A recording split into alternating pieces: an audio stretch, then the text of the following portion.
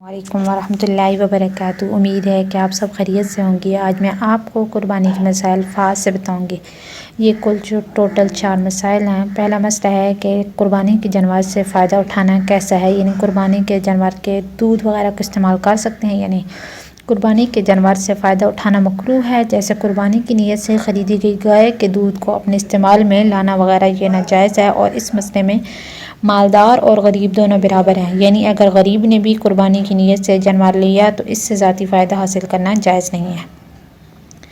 دوسرا مسئلہ کہ اگر کسی شہر میں فساد ہو گیا اور نماز پڑھنا مشکل ہو گیا اور لوگوں نے صبح صادق طلوع ہونے کے بعد قربانی کاٹ لی تو درست ہوگی۔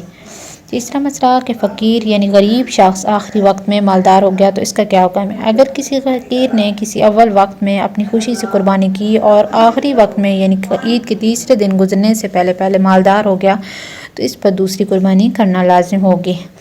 چوتھا مسئلہ ہے کہ فقیر نے قربانی کی نیت سے جانور خرید لیا۔ اگر کسی فقیر نے قربانی کی نیت سے جانور خرید لیا تو اس پر قربانی ضروری اور واجب ہو جاتی ہے۔ السلام علیکم ورحمۃ اللہ وبرکاتہ۔